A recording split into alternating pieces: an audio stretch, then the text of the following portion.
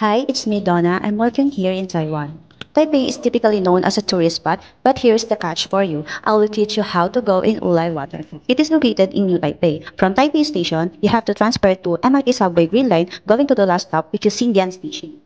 Just to make sure that you have an MRT map so that you have a guide for not getting lost. And be familiar sa mga signages, lagi magbasa at tumingala. At pagkababa mo sa Xindian Station, maglakad ka lang ng konti at hanapin ang bus 849. It will take 50 minutes from Xindian to Ulay. This is the best spot for taking photos and videos. Ulay Waterfall was also originally an Atayal Aboriginal village. It has 18 meters high. To maximize your experience, you should try in Ulay Tree Cafe. It costs 200 to 650 NTD. The lemon pepper drumstick was the best. I also ordered Japanese pudding and matcha latte.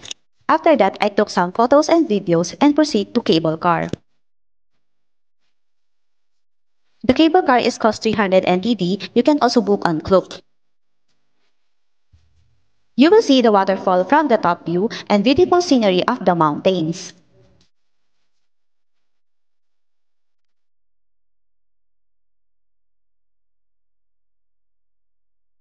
After that, I took a short trail going to Yunxian Lake. Pwede kayo mag-boating here.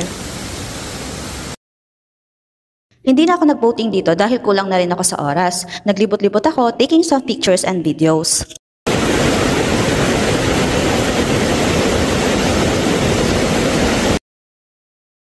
I hope you enjoy my vlog. See you next time. There is saying, we only die once, but we live every day.